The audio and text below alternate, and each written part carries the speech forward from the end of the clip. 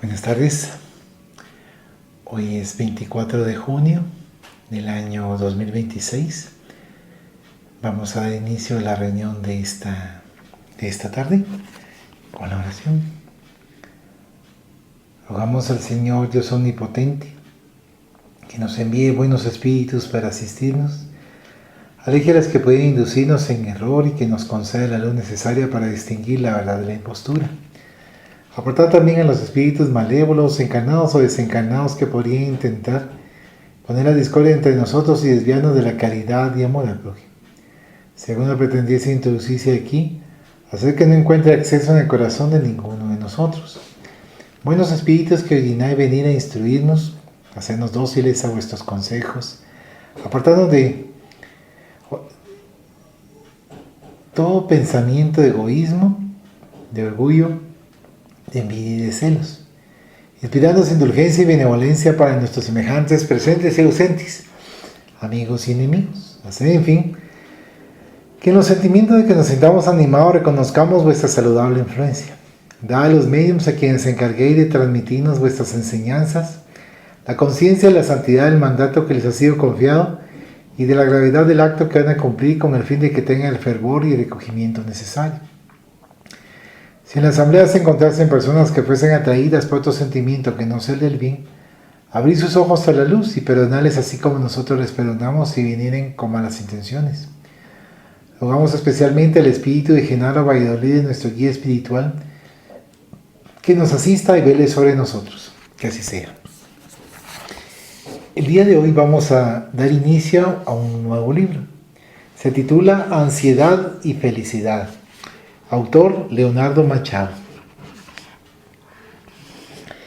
Aquí dice Leonardo Machado, médico psiquiatra y psicoterapeuta, maestro y doctor en neuropsiquiatría y ciencia del comportamiento de la Universidad Federal de Pernambuco, UFPE, exprofesor adjunto de la UFPE 2014-2025, presidente de la Sociedad Pernambucana de Psiquiatría.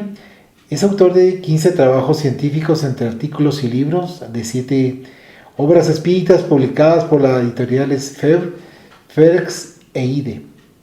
También compone música erudita con temática espírita, disponible en las plataformas digitales. Nació en una familia espírita, es trabajador voluntario de la Mansión del Camino de BA, tanto de la televisión como de la obra social. En la página 7 tenemos título Ansiedad y Felicidad. Colocar lado a lado dos palabras que abordan conceptos y significados aparentemente contrastantes e incluso contradictorios. Es descubrir la belleza en el pantano, el optimismo en la desesperanza y el amor en todo. De modo general, se considera que la presencia de enfermedades orgánicas, trastornos mentales y emocionales transmiten a quienes los padecen un mensaje de fragilidad, inseguridad e incertidumbre difícil de superar, porque principalmente para la mayoría todo eso sugiere un anuncio de la muerte, y para ellos la muerte es el fin de todo. La comprensión psicológica y psiquiátrica de la ansiedad nos permite percibirla, en primer lugar, en su grado más leve, como una característica humana muy útil para el desarrollo en diversas áreas del conocimiento, la cultura, las artes, etc., y con ello mejora la sociedad y favorece la felicidad. Por otro lado, dependiendo de los tipos de manifestaciones y en grados más elevados de intensidad, la persona experimenta un deterioro progresivo en la calidad de vida, con malestar emocional para sí misma y para quienes conviven con ella en el día a día. En este caso, la intervención terapéutica se vuelve indispensable para lograr el control de la situación. La utilización de los principios espíritas, sin duda, facilita la comprensión e incluso la aceptación de la idea de que alguien con el diagnóstico de trastorno de ansiedad pueda vivir en estado de felicidad, aunque para ello el camino sea largo, adquiriendo del terapeuta los recursos de la esperanza, la fe y el amor, para permanecer al lado del paciente, ofreciéndole algo más de lo que el formalismo de la ciencia desprecia. Es posible que este enfoque de la ansiedad relacionada con la felicidad, con la contribución de los contenidos del espiritismo, representa algo nuevo y audaz en el abordaje de lo que antes pertenecía casi exclusivamente al campo de la psiquiatría y de las ciencias humanas y sociales. La profundidad y la complejidad del tema no impidieron que fuera desarrollado y escrito de forma ligera y fácil, incluso para los lectores no familiarizados con la psiquiatría y con el espiritismo, y que sin ser vulgar puede resultar útil para cualquier persona que, teniendo o no las características clásicas de la ansiedad, se encuentre en la búsqueda de la felicidad a la que la obra se refiere. Leonardo Machado posee un currículo académico en el área de la psiquiatría muy expresivo, que viene construyendo desde su graduación en medicina en la Universidad de Pernambuco, UPE. Son numerosas sus publicaciones, sobre todo en la especialidad. Su producción literaria, investigaciones, observaciones y experiencias profesionales aliadas a la sensibilidad desarrollada en el contacto diario con los pacientes revelan una madurez excepcionalmente rara para alguien en esta etapa de la existencia. Probablemente siendo espírita de cuna o antes trajo consigo las evidencias de grandes conquistas espirituales pretéritas para que en la actualidad pudiera ser tan exitoso como alumno, profesor, investigador, conferencista, orador, etc. Sabiendo administrar naturalmente con la ayuda divina y de la espiritualidad superior todo este conjunto de realizaciones que caracterizan su trayectoria como profesional y como espírita. También vale registrar la importancia de su presencia en el movimiento espírita como un soplo de renovación y entusiasmo para oxigenar y dinamizar la sociedad humana con los valores que el espiritismo desarrolla en todos aquellos que se interesen por esta luz que viene de lo alto para la humanidad. Conocí a nuestro hermano Leonardo Machado en la Mansión del Camino, en una etapa en la que la salud física del médium Divaldo Pereira Franco comenzaba a declinar. Poco a poco nos fuimos acercando y descubrimos puntos de identificación que nos conducirían a la construcción de una buena amistad. Con el progresivo aumento de su participación en la obra, fue posible también conocer a su esposa, Paola, también psiquiatra, y a sus hijos, lo que permitía a los actuales residentes de la Mansión del Camino percibir agradablemente la ampliación familiar de la institución. En sus idas y venidas entre Recife y Salvador, fuimos notando el crecimiento de su labor como psiquiatra y como espírita en la programación de la casa liderada por el querido Divaldo, que mientras le fue posible nos supervisaba a todos nosotros, incluyendo las tareas del doctor Leonardo, que a estas alturas ya era llamado Leo por muchos de nosotros. En este pequeño resumen, valga la redundancia, deseamos dejar constancia de gratitud por todo lo que Leonardo, con su talento y competencia, ha realizado en la Mansión del Camino y en el movimiento espírita en su conjunto. Esperamos que esta lectura sea tanto productiva como acogedora para todos los que permitan embarcarse en los aprendizajes expuestos en este libro. Edilton Costa Silva, Salvador, 1 de julio del 2025. Introducción. El dolor emocional se vuelve menos penoso cuando, junto a él, percibimos la presencia de vestigios del amor. La ansiedad se torna menos sufrida cuando advertimos la existencia de parcelas de felicidad. En la etapa de impermanencias en que nos encontramos, la ansiedad es una realidad. Sin embargo, compitiendo con ella existe una inmanencia que nos despierta a la verdad de la felicidad. Nuestra personalidad es transitoria e impermanente. Nuestra individualidad es trascendente e inmanente. Todo en la existencia temporal pasa, pero la felicidad en la vida mayor permanecerá.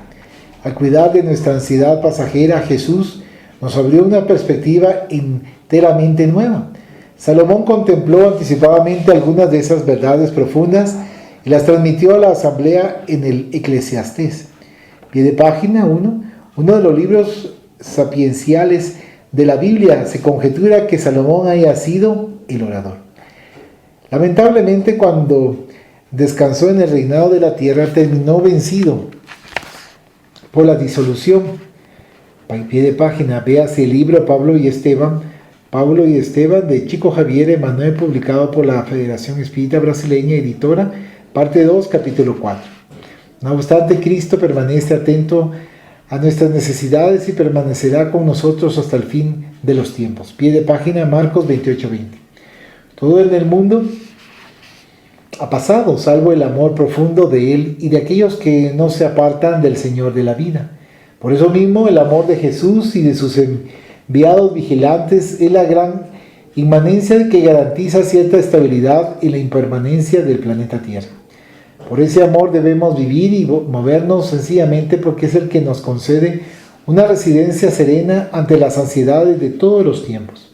La fe espírita nos salvó, la esperanza espírita nos ayudó.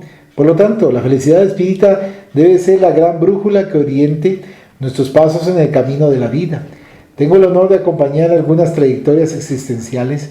Como médico, psiquiatra y psicoterapeuta, desempeño la tarea de auxiliar. Como profesor universitario tengo la misión de enseñar. Como investigador afronto el desafío de conducir estudios con la ética de la imparcialidad, sin manipular datos que demuestren lo que yo quiera encontrar. En ninguna de esas funciones desempeño el papel de convertir mediante la argumentación de las palabras. No obstante, como espíritu inmortal, tengo el derecho de ser lo que soy. Por lo tanto, estas páginas fueron escritas pensando en el espíritu inmortal. Para ello, me serví de los conocimientos de la psiquiatría, las neurociencias, la psicoterapia cognitiva, conductual, la psicología positiva, la psiquiatría positiva y el espiritismo. La visión espírita directa o indirectamente permeó cada una de las palabras que aquí escribí. Visualizo a muchas espiritualistas en general y a varios espíritas en particular que necesitan algún auxilio para lidiar con sus propias ansiedades. Al escribir este libro pensé en la ansiedad patológica, pero también y sobre todo en nuestra ansiedad de cada día. En ese sentido, yo mismo soy uno de esos espíritas que necesitan ayuda para manejar sus ansiedades. Ciertamente, todos las necesitamos. Los contenidos reunidos en estas páginas me ayudaron y me ayudan todavía. De la misma forma, espero que también te ayuden a ti. Este libro fue escrito como una lectura terapéutica que obviamente no sustituye el tratamiento profesional cuando éste sea indicado, pero fue concebido como una herramienta auxiliar. Así, la intención no fue solamente presentar conocimientos teóricos, sino también reflexiones psicoterapéuticas y consideraciones prácticas. Esta obra también es un tributo de gratitud a la Mansión del Camino. Esta institución ha sido en las últimas décadas un oasis de amor gracias a los benefactores desencarnados y a los trabajadores encarnados dedicados. Hija del amor, su trayectoria ya constituye un ansiolítico para nuestras ansiedades, pues señala que es posible vivir bajo otro paradigma de existencia. Estas páginas igualmente son una carta de gratitud al espiritismo. Necesitamos un paradigma no materialista para contribuir a disminuir nuestras ansiedades.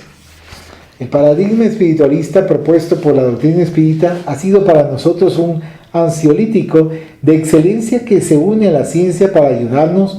Los problemas provienen de la rebeldía que aún guardamos en nuestro ser cuando olvidamos tomar nuestra dosis diaria de esa medicación y no de eventuales efectos colaterales de ella.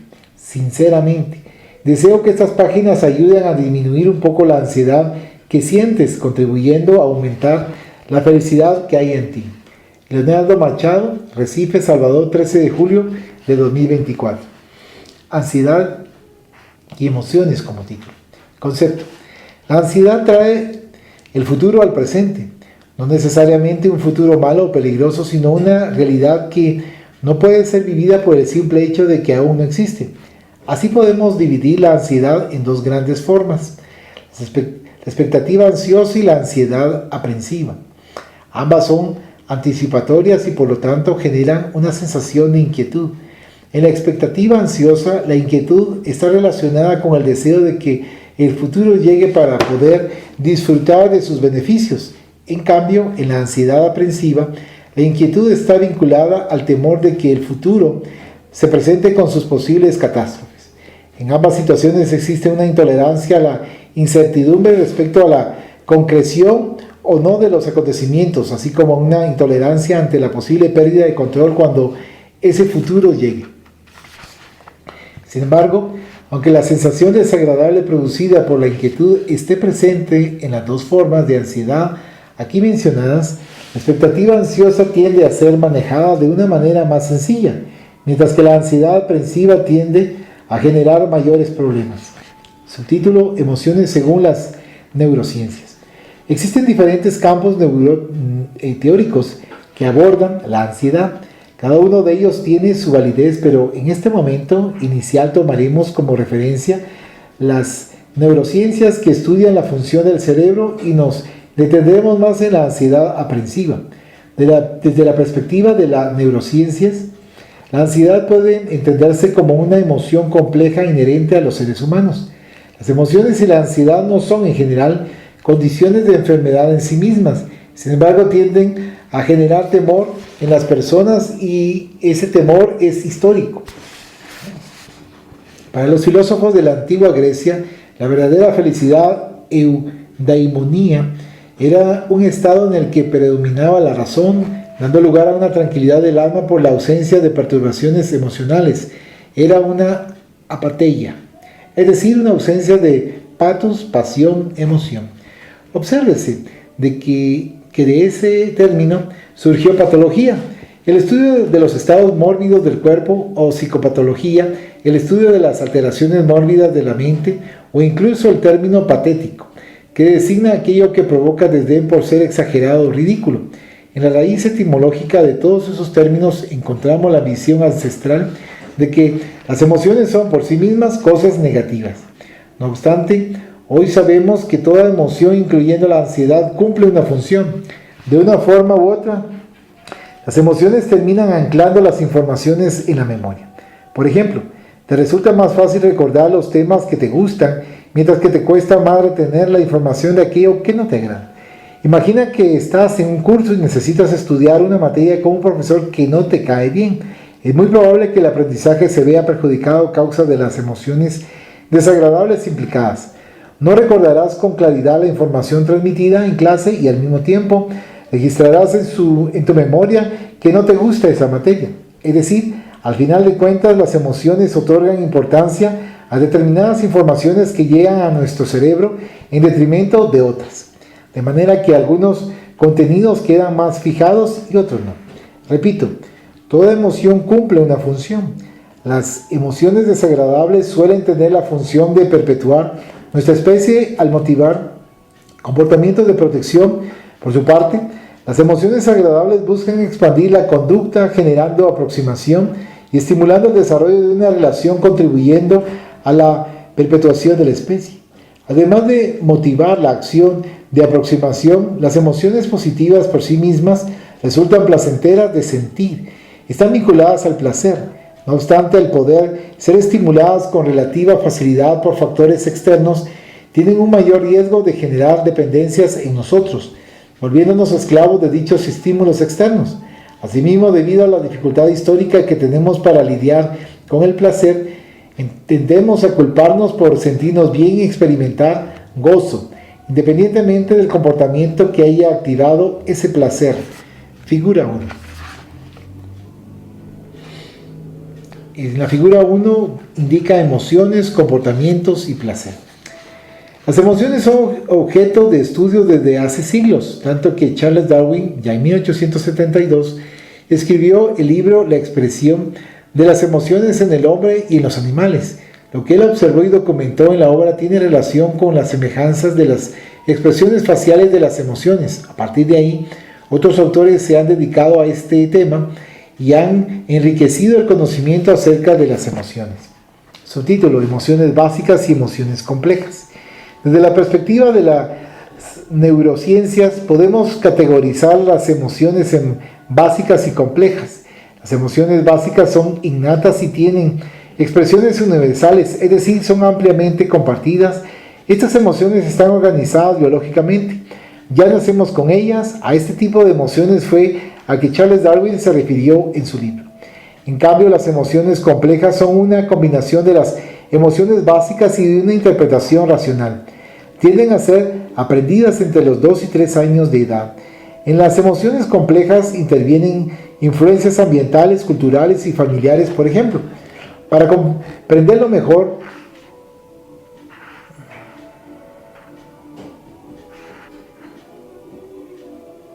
tomemos el caso de la ansiedad, que es una emoción compleja exclusiva de los seres humanos. Los animales no sienten ansiedad. Pie de página. Nota del autor.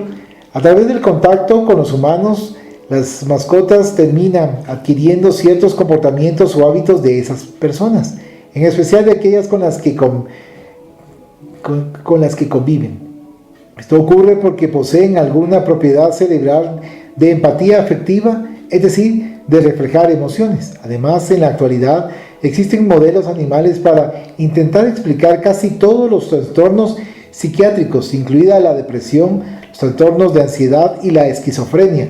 Sin embargo, las emociones sentidas por las mascotas, incluso en estos modelos animales, no son iguales a las emociones complejas de los humanos. Por eso, desde un punto de vista neurocientífico más riguroso, conviene llamar a esas emociones con otro nombre, algo semejante a la lógica expuesta por los benefactores espirituales en relación con el espíritu humano frente al principio espiritual animales. En cuanto a las emociones primarias, miedo, repulsión, tristeza, ira, sorpresa, alegría, lo que los animales experimentan es, en principio, equivalente a los que los humanos sienten en sus distintas etapas biológicas. Porque no existe en ellos el componente de la interpretación racional.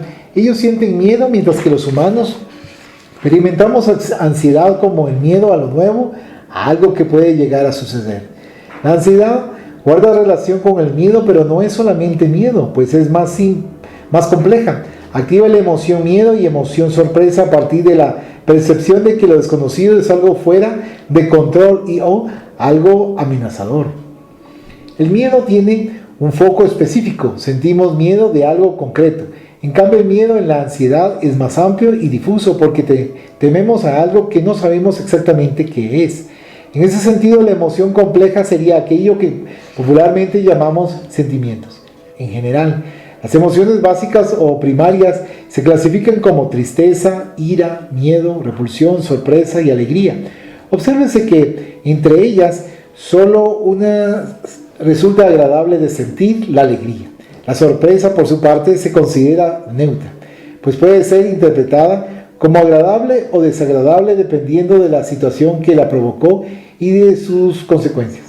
La predominancia de las emociones desagradables tiene que ver con la necesidad inmediata de protección para la supervivencia. Por eso es que la sentimos con mayor facilidad, pues están más disponibles para que al sentirlas podamos adoptar conductas rápidas de supervivencia. Por otro lado, la única emoción básica agradable, la alegría, parece ser también la más poderosa, pues consigue rivalizar por sí sola con las cuatro emociones primarias desagradables. La alegría parece ser tan potente que ni siquiera necesita ser duradera para hacer que la vida valga la pena. Parece ser tan intensa que llevó a Beethoven a escribir la oda a la alegría incluso en medio del dolor y del silencio. Figura 2. Emociones básicas o primarias. En la figura 2, 2 puntos, clasificación de las emociones primarias.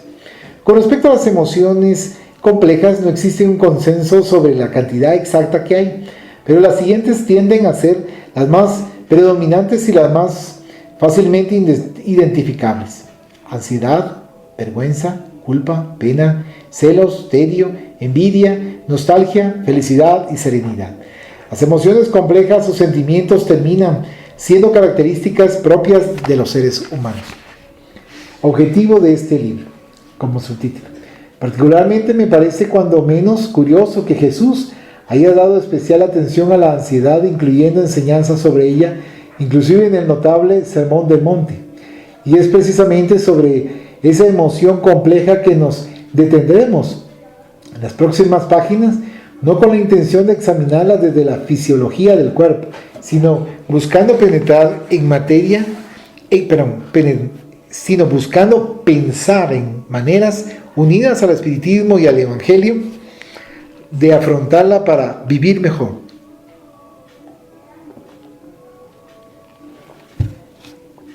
Subtítulo: Ansiedad e incertidumbres ancestrales. Es encantador percibir que Jesús dedicó una parte considerable del Sermón del Monte, específicamente 10 versículos al final del capítulo 6 del Evangelio de Mateo, a hablar sobre la ansiedad y cómo lidiar con ella. En primer lugar, este hecho muestra que la problemática de la ansiedad es una realidad ancestral.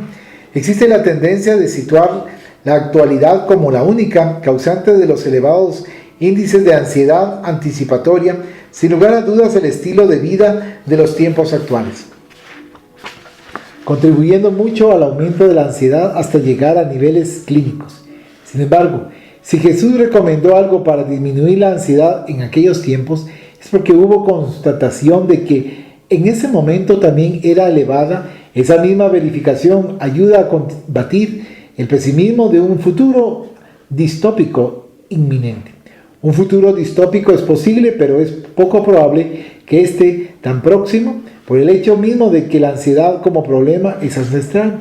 En segundo lugar, las situaciones de transición o de gran imprevisibilidad tienden a ser detonantes profundos para que la ansiedad alcance niveles astronómicos. La gran carencia económica y social, las guerras, las epidemias y pandemias, los gobiernos más preocupados por el poder que por la estabilidad de su pueblo son factores que generan niveles de incertidumbre persistentemente muy elevados, y esto desencadena un volumen grande y sostenido de estrés que termina traduciéndose en un aumento de la ansiedad. En ese aspecto, es importante recordar que la historia de la humanidad aún ha estado dominada por todos esos factores de imprevisibilidad. Nuestra propia historia reencarnacionista también, a lo largo de los siglos, hemos tenido contacto directo con esas incertidumbres del mundo. Eventualmente nosotros mismos hemos sido también los generadores de estas. Me parece natural, pues, que lleguemos a este momento de nuestra historia espiritual sobrecargados y afligidos, llenos de ansiedad, no por la previsión pesimista de un futuro catastrófico y distópico, sino por la revisión del cúmulo de estrés acumulado a lo largo de las eras. En tercer lugar, aquí también parece entrar la ansiedad de expectativa y no solo la ansiedad aprensiva. Desde tiempos inmemoriales hemos tenido las revelaciones de que grandes cambios en la estructura del planeta sucederían. De hecho, ocurrieron grandes transformaciones. Los grandes imperios del pasado se derrumbaron como los egipcios y los romanos. El templo de Jerusalén y la propia ciudad fueron destruidos por los romanos hacia la séptima década de esta era. En fin, muchas cosas sucedieron y otras más ocurrirán. Las destrucciones a veces son necesarias para que nuevas construcciones se ejecuten. Todo eso constituye transformación.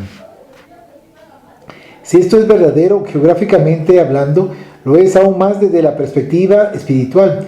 Si esto es real para la historia de las poblaciones, lo es aún más para la historia de los individuos. La sapiencia o intuición de ello genera un trasfondo de ansiedad en todos nosotros, tanto la ansiedad aprensiva por el miedo a atravesar el proceso, que en general es difícil y doloroso, como la ansiedad por la buena expectativa de adentrarse en una realidad de felicidad futura. Subtítulo: Ansiedad e intolerancia a la incertidumbre. Aunque sea natural que la ansiedad aumente frente a las incertidumbres, es importante recordar que paradójicamente, cuanto más evitamos lo incierto, más se eleva la ansiedad. En la ansiedad patológica, la intolerancia a la incertidumbre es tan elevada que solemos decir que se trata de una alergia psicológica a lo incierto. La figura 3 ilustra estos conceptos. Figura 3. Ansiedad e intolerancia a la incertidumbre. Es tentador pensar que aumentar las certezas es el mejor camino para disminuir la ansiedad. En cierta medida, incrementar las certezas puede llevar a una postura de prevención de los posibles problemas que puedan surgir y así reducir la ansiedad mediante la percepción de que las cosas saldrán bien, ya que se sabe qué soluciones adoptar frente a eventuales dificultades que surjan de forma inesperada. Esta postura es saludable e importante. No obstante, es común que las personas no sepan vivir adoptando posturas preventivas. Al pensar en el futuro y en las incertidumbres de los problemas que puedan venir, viven ansiosamente en el presente, en un futuro que aún no ha llegado. Caen en la desesperación que inquieta y paraliza al mismo tiempo. O bien adoptan tantas medidas de seguridad que terminan prisioneras en sí mismas sin vivir realmente, sino protegiéndose todo el tiempo. Está la acumulación de medidas de seguridad que la persona acaba aumentando la inseguridad y la desconfianza en general. Este es el dilema que ocurre en el trastorno obsesivo compulsivo, TOC. La persona queda literalmente atrapada muchas horas del día en las compulsiones que funcionan como certificaciones de que todo está bajo control, pero solo generan un alivio momentáneo.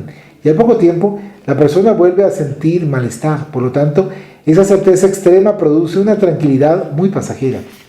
Vivir preventivamente no significa vivir ansiosamente. El futuro en el presente.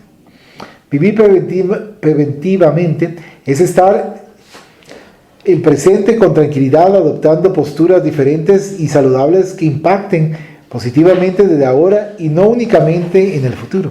Por otro lado, es imposible aumentar las certezas de forma total. La vida misma conlleva un enorme grado de imposibilidad.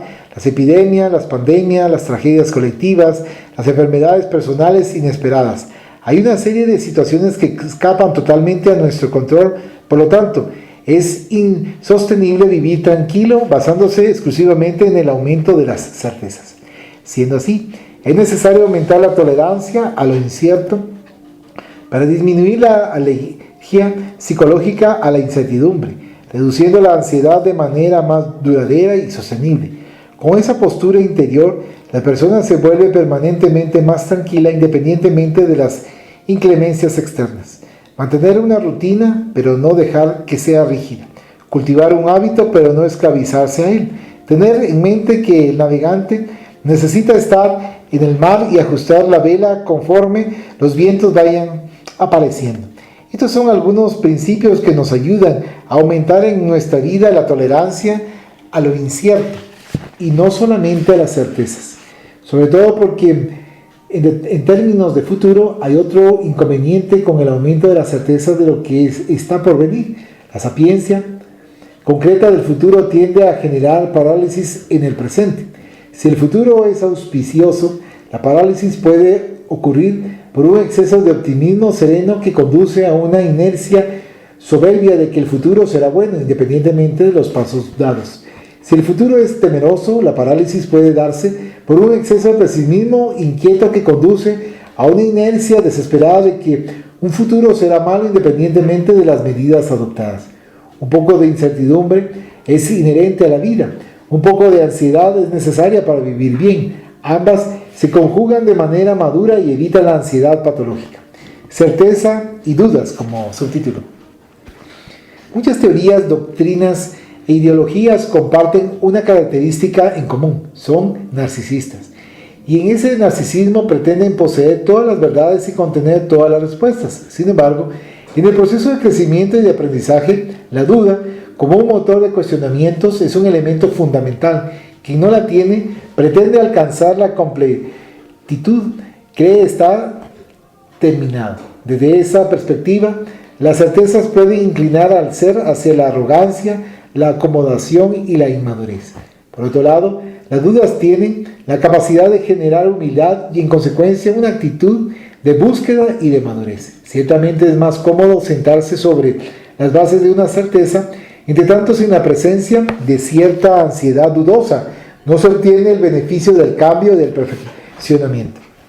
La doctrina espírita, dentro de esta visión, tiene el gran mérito de iniciarse sin pretender dar ni ser la última palabra acerca del saber. Pie de página. Véase el Evangelio según el Espiritismo, capítulo 15.9. Pues al comprender que no todo le es dado al hombre conocer, no afirma poseer la verdad única ni que logra dar todas las respuestas. Así, en principio, según sus libros básicos, no es una doctrina narcisista y por consiguiente no se coloca como la mejor doctrina de la humanidad ni como la única capaz de responder legítimamente a las interrogantes humanas. Es preciso considerar también que la certeza y el saber pasan por la cuestión de experimentar y saborear. De esa forma, por más que se hable solamente, se siente que el conocimiento es el que puede apropiarse del hecho. Es decir, en última instancia, la verdad es una experiencia vivida. La sapiencia de la verdad llega con la evolución intelecto-moral que permite que nos adentremos en el libro de la verdad de la vida al sintonizar nuestra intimidad con la armonía universal. No se trata aquí de permanecer en la duda eterna ni en cuestionamientos sofísticos. Al contrario, se pretende alertar sobre los inconvenientes de las certezas falsas. De hecho, el propio Allan Kardec señala que la principal característica del espiritismo y la fuente de su fuerza es su aspecto filosófico, el llamado que dirige a la razón. Pie de página Kardec, Allan. El libro Los Espíritus, traducción de Guillaume Ribeiro, 93 edición histórica, 2013, parte 4, conclusión, parte 6. Por esa razón, él mismo, en el primer libro de la codificación espírita, inicia sus escritos con una de las preguntas más bien elaboradas de la historia, manteniendo la misma postura en todo su trabajo. Posiblemente, y así se espera, un día se logrará alcanzar la fusión de los saberes y la obtención de la verdad fundamental. Hasta entonces, sin embargo, es necesario dejar el orgullo narcisista y comprender que, por ahora, las certezas y las dudas nos recuerdan la existencia de limitaciones y precisamente por ello tienen beneficios que ofrecernos. Subtítulo: Ansiedad y el Sermón del Monte. Por todo esto y por más aún, me resulta encantador imaginar a Jesús en lo alto del monte, hablando para la humanidad de todos los tiempos. No os preocupéis por el día de mañana. Entre los versículos 25 y 34 del capítulo 6 del Evangelio de Mateo, no hay simplemente una constatación de la presencia de la ansiedad con una posible neutralidad periodística, científica o filosófica. Tampoco se trata de un discurso pesimista y catastrófico, mucho menos de una poética optimista y exagerada. Hay una serena constatación realista. La realidad encierra un poco de pesimismo, pero también un poco de optimismo. La realidad parece situarse en un punto intermedio entre esos dos polos. Sin embargo, la tranquilidad que él nos transmite proviene de una esperanza que es realista y se enfoca en la evidencia de que días más apacibles son posibles y vendrán a partir de la construcción paciente del presente. A cada día le basta su propio mal. Y él, de pie en lo alto del monte, se convertiría en la evidencia viva de la esperanza que disminuye la ansiedad hasta el fin de los tiempos. Pie de página, Mateo 28:20.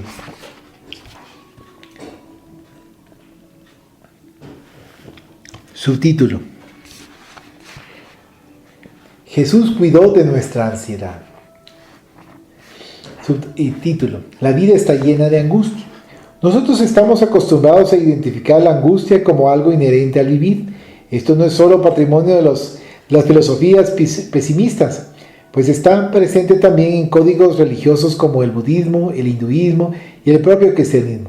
Por ejemplo, encontramos en la primera noble verdad del budismo la idea de que en la vida hay mucho sufrimiento o de que todo en la vida es sufrimiento. Pie de página. Véase el libro Los últimos días de Sócrates, de nuestra autoría, publicado por la editora Ferks. La constatación de la primera noble verdad es precisamente la del sufrimiento, de la angustia. En ese sentido, la ansiedad y el sufrimiento son inherentes a la existencia. Sin embargo, la propuesta del budismo es que no quedemos prisioneros del sufrimiento. De este modo se trata de una propuesta de liberación. Las otras nobles verdades van mostrando que es posible superar el sufrimiento y se despliegan en el camino óctuple, que sería una vía práctica para poder vencer esa realidad tan intensa del sufrimiento. De igual modo, cuando abrimos el Evangelio de Jesús, encontramos la constatación de que la vida está llena de sufrimientos, pero de manera optimista hallamos a Jesús proponiendo confianza, pues Él había vencido al mundo, a pesar de no haber vencido en el mundo, ya que no conquistó los títulos victoriosos de la cultura de la época. Así, para vencer al mundo de aflicciones y entrar en el reino de plenitudes, es necesario recorrer caminos que se asemejan a los pasos que Él dejó como legado. Pie de página, Juan 16:33. Como puede verse, existe una gran diferencia entre las filosofías materialistas pesimistas y las ideas optimistas relacionadas con la noción de espiritualidad. Estas últimas nos proponen un porvenir que genera una actitud de tranquilidad y de esperanza frente al dolor. Particularmente la visión espiritista señala que atravesamos sufrimientos probacionales y sufrimientos expiatorios, que no son sufrimientos masoquistas por el simple hecho de sufrir, sino sufrimientos que posibilitan algún tiempo de aprendizaje. Esto no solo nos permitirá la liberación futura, sino también una liberación que ya comienza aquí y ahora a partir de la atenuación de nuestras propias angustias vinculadas al acto de sufrir. Subtítulo: Jesús consideró y cuidó de nuestra ansiedad. Pie de página.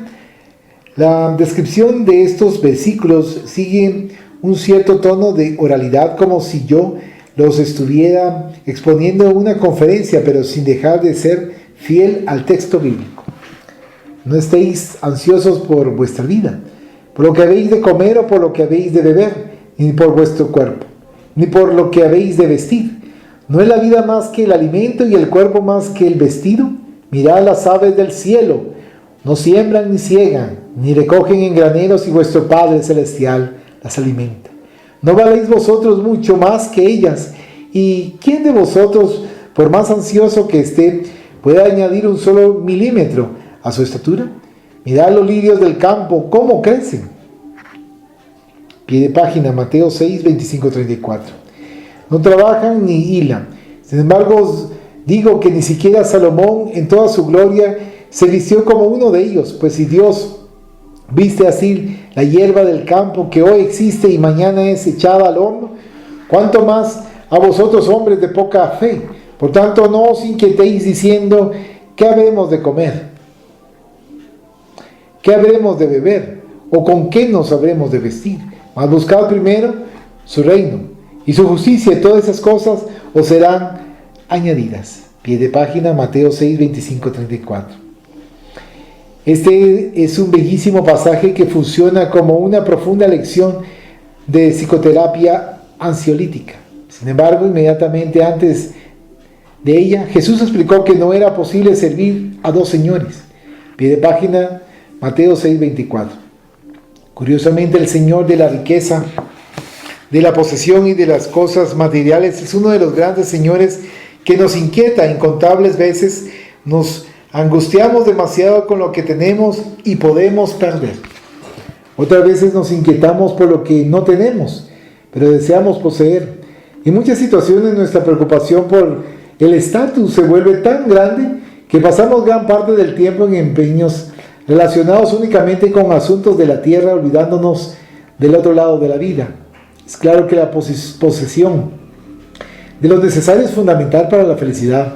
Allan Kardec preguntó a los benefactores acerca de cuál era la porción de felicidad posible para el individuo durante la existencia, y obtuvo como respuesta la felicidad basada en tres componentes: la conciencia tranquila, la fe en el futuro y la posesión de lo necesario. Pie de página, Kardec, Allan, el libro Los Espíritus, traducción de Guillaume Ribeiro, 93 edición histórica, Brasilia, FEB 2013, cuestión 922. Entonces, no es que no debamos tener preocupaciones con las cosas cotidianas relacionadas con la materialidad, no es eso. La cuestión que debemos plantearnos es si no estamos divinizando en exceso las cosas materiales y demasiado ocupados únicamente con la materialidad. Si eso está ocurriendo, ciertamente estaremos muy angustiados, preocupados y ansiosos. Es muy interesante comprender también la siguiente propuesta de Jesús. Por más que nos preocupemos, es decir, que pensemos, no conseguiremos añadir un milímetro a nuestra propia estatura. Por lo tanto, la fuerza de nuestro pensamiento tiene un límite.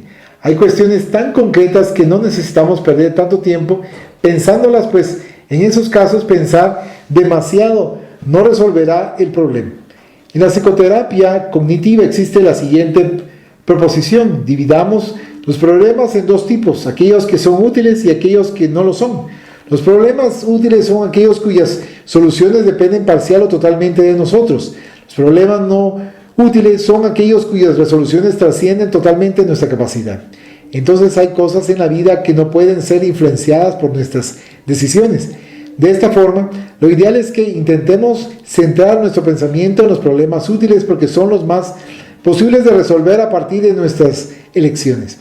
Cuando hacemos esto, nuestro nivel de ansiedad disminuye bastante.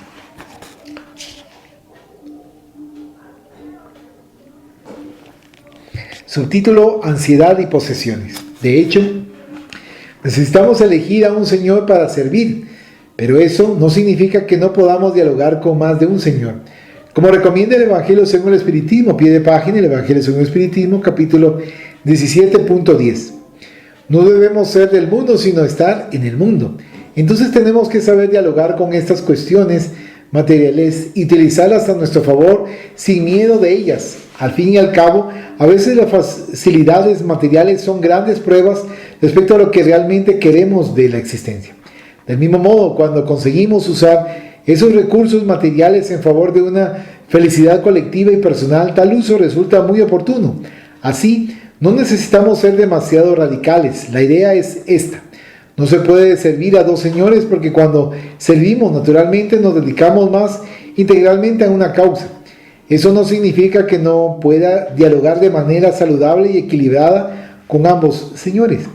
De todos modos, vale la pena recordar: la felicidad no viene con el porcelanato, pero la ansiedad a veces sí. Nada que sea muy bello surge sin un trabajo o una preocupación acerca de cómo mantener la belleza. Por lo tanto, es interesante que nuestro esfuerzo esté orientado a la construcción de una estética más profunda. Cuanto más apegados estemos a las complejidades de la modernidad, más difícil será conservar la serenidad de los lirios del campo. Del mismo modo, iremos perdiendo la sencillez de los pájaros del cielo. Felizmente o infelizmente, a veces es necesaria la privación para que podamos percibir la importancia de la simplicidad que nos hace caminar sin pensar tanto, que nos hace caminar con mayor naturalidad. Caminando vamos descubriéndonos más felices, caminando vamos drenando nuestra ansiedad. Pie de página: Ansiedad y control. Dios nos dio un cuerpo que nos dice algunas cosas. Una de ellas es que necesitamos renunciar al control. Veamos, en nuestro cuerpo existe un sistema nervioso autónomo que gestiona la fisiología orgánica. No necesitamos estar pensando si nuestro corazón late o no, si respiramos o no. Existe un sistema nervioso autónomo encargado de ello. Es la biología enseñándonos que por más que nos ocupemos con muchos pensamientos, hay realidades que no pueden ser modificadas. Aprender con la autonomía biológica del cuerpo es vislumbrar la trascendencia de la vida, y la observancia de esa trascendencia nos permite hallar serenidad en esta inmanencia. El reconocimiento de que existe una realidad espiritual nos lleva a constatar que las cosas de hoy son transitorias. Nuestro sufrimiento es transitorio, al igual que nuestras conquistas. Nuestra alegría es momentánea, lo mismo que nuestra angustia. Todo es pasajero en esta existencia. Los tesoros verdaderos y permanentes son aquellos que están vinculados a la interioridad trascendente de nuestro corazón. Esos patrimonios no pueden ser devorados por la polilla, ni pueden ser corroídos por la herrumbre. Pie de página: Mateo 6, 19, 21. Esos bienes nos otorgan ligereza, serenidad y evolución. De este modo, observemos que Jesús cuidó de nuestra ansiedad. No menospreció nuestras angustias, sino que señaló caminos prácticos y trascendentes para lidiar con ellas. Por lo tanto, no presentó un sistema de pensamientos que nos condujera al pesimismo, sino una corriente de amor que nos impulsa a esperar con esperanza. Tarde o temprano el materialismo nos lleva a la angustia, tarde o temprano el espiritualismo nos da serenidad. Título: Ansiedad de evolución y de felicidad. ¿Bondad o ansiedad? Pregunta. Subtítulo: Ansiedad de evolución. Es muy importante que el anhelo de mejorar, de ser buenos y de encontrar la bondad sea el motor de nuestros pasos. Eso ya nos muestra una pequeña evolución, porque indica que hemos salido del estado de la psicopatía, en el cual no se siente culpa y por lo tanto no importa ser bondadoso. El psicópata puede incluso preocuparse por parecer bondadoso para manipular a las masas y conseguir sus intereses, pero en su intimidad la culpa no lo sacude. Así, el anhelo de hacer algo diferente, de ser mejor para la sociedad y para los demás, no lo mueve. Entonces, si ya tenemos dentro de nosotros alguna chispa que nos lleva a querer ser buenos para sumergirnos en la intimidad del universo a través de nuestra evolución, esa fuerza creadora que nos llama a ser mejores, es un paso evolutivo. Pero es un paso, no la plenitud. En esa trayectoria en la que partimos del Creador, vivimos múltiples vidas y un día encontraremos el retorno al Creador. Tenemos un largo intervalo que muchas veces acaba generando ansiedad. ¿Es el ansia de querer ser buenos hoy? ¿Es el ansia de querer ser bondadosos plenamente ya ahora? No obstante, Jesús nos llamó la atención al decir: bueno es mi Padre. Pie de página, Marcos 10:18. Es decir, Dios es quien posee la perfección absoluta. Nosotros, por más que evolucionemos, alcanzaremos una perfección relativa. Tenemos el potencial para llegar a esa perfección relativa, tal como escribió el doctor Becerra de Meneses. Somos perfectibles. Pie de página, Becerra de Meneses, Adolfo. La locura bajo un nuevo prisma, publicado por la editora FEM. Esa perfectibilidad, ese potencial de ser perfectos, nos coloca en un cierto grado de comunión con la divinidad. De ahí surge la cuestión: ¿cómo equilibrar nuestra ansiedad de evolución o nuestra ansiedad por evolucionar? ¿Cómo saber esperar a que las cosas sucedan en nuestro universo íntimo sin caer en la estagnación, la desmotivación, la pusilanimidad o la acomodación? Subtítulo: la ansiedad y parábola del samaritano. Me parece que Jesús explicó esto muy bien cuando Lucas, pie de página, Lucas 10, 25, 37, registró la parábola del samaritano, y aquí la describiré, con el tono de una narración, como si estuviera hablando en una conferencia, pero sin perder la fidelidad al texto bíblico. Y he aquí que se levantó cierto doctor de la ley para ponerlo a prueba, y le dijo: Maestro, ¿qué haré para heredar la vida eterna? Es como si él estuviera preguntando: ¿qué puedo hacer para evolucionar? ¿Qué puedo hacer para alcanzar esa perfección relativa, esa comunión con Dios, esa vida en la que no quedamos atrapados en los ciclos de las reencarnaciones horizontales? Preguntó Jesús: ¿qué está escrito en la ley? Respondió el doctor de la ley: amarás al Señor tu Dios con todo tu corazón, con toda tu alma, con todas tus fuerzas y con todo tu entendimiento, y a tu prójimo como a ti mismo. El doctor de la ley recordó el mandamiento mayor. Jesús le dijo: has respondido bien, haz eso y vivirás esa vida eterna. Sin embargo, el doctor de la ley planteó una cuestión más a Jesús: ¿y quién es mi prójimo? Entonces Jesús narró la parábola del samaritano. Algunos la denominan parábola del buen samaritano, pero existe un cuestionamiento sobre la palabra buen, pues de cierta manera implicaría un prejuicio, como si los samaritanos fueran en general malos e inútiles, y ese samaritano fuese una excepción. Haremos una breve explicación sobre Samaria y después retomaremos el análisis de la parábola. Subtítulo: Los samaritanos. Existía un enorme prejuicio con relación a los samaritanos en tiempos de Jesús. Palestina estaba dividida en regiones. Pie de página. Veas el texto Palestina en los tiempos de Jesús, de nuestra autoría, publicado en la revista Reformador en 2009 de la Federación Espírita Brasileña, editora. Samaria quedaba entre Judea y Galilea. Muchas veces los judíos la rodeaban, pasando por Decápolis y regiones vecinas para no entrar. En aquel momento de la historia, los samaritanos ya estaban desconectados de los judíos. ¿Pero por qué? Al parecer, en tiempos del emperador asirio Sargón II, hubo un intento de dominación de Jerusalén. Sin embargo, la ciudad tenía una fortificación y los asirios no lograban penetrar en ella ni controlar la región. Galilea era una región bastante pobre y carecía de esa fortificación, lo mismo que Samaria, donde se encontraba el monte Gerizim.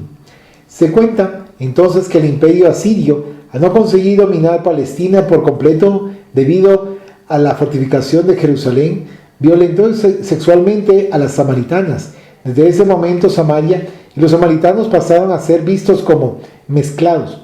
Como había un cierto narcisismo en el pueblo de Palestina en aquel tiempo, un narcisismo de ser el pueblo elegido y no mezclarse con otras razas, los samaritanos, además de haber perdido su territorio y de haber sufrido una gran masacre, comenzaron a ser segregados por los demás judíos, aunque originalmente también lo eran. Así, en la época de Jesús, cuando un judío de otra región veía a un samaritano, apartaba la mirada, escupía y lo llamaba raza impura. De manera hermosa Jesús incluyó a los samaritanos en la buena nueva, no solo en la parábola del samaritano, sino también pasando por allí en varias ocasiones, como en el conmovedor diálogo con la mujer en el pozo de Jacob. Jesús, trascendiendo las cuestiones de castas, etnias y razas, mostró que lo importante son las acciones. Su título es la parábola. Entonces un hombre bajaba de Jerusalén a Jericó y cayó en manos de salteadores que lo despojaron, lo golpearon, se marcharon y lo dejaron allí casi muerto. Nadie sabía quién era aquel hombre, de qué raza, de qué color, ni si era rico o pobre. También descendía por el mismo camino un sacerdote que lo vio, pero pasó de largo. Del mismo modo, un levita llegó a aquel lugar, pero también pasó de largo. Sin embargo, un samaritano que iba de viaje llegó hasta él y al verlo fue movido por una íntima compasión. Se acercó al hombre caído, lo puso sobre su propio animal, lo llevó a una posada y cuidó de él. Al día siguiente sacó 2 denarios, se los dio al posadero y le dijo: cuida de él y todo lo demás que gastes, yo te lo pagaré cuando regrese. Jesús entonces concluyó para aquel doctor de la ley: ¿cuál de estos 3 te parece que fue el prójimo del que cayó en manos de los salteadores? El doctor de la ley no tuvo más remedio que responder: aquel que tuvo misericordia de él, es decir, el samaritano. Entonces Jesús le dijo: ve y haz tú lo mismo. Vamos a quedar acá en la página 43. Vamos a finalizar nuestra oración de esta noche con esta oración. Agradecemos a los buenos espíritus que han querido venir a comunicarse con nosotros y le rogamos que nos ayuden a poner en práctica las instrucciones que nos han dado y que hagan que al salir de aquí cada uno de nosotros se sienta fortificado en la práctica del bien y del amor al prójimo. Deseamos igualmente que esas instrucciones sean provechosas a los espíritus que sufren, ignorantes o viciosos que hayan asistido a esta reunión y sobre los cuales imploramos la misericordia de Dios. Que así sea.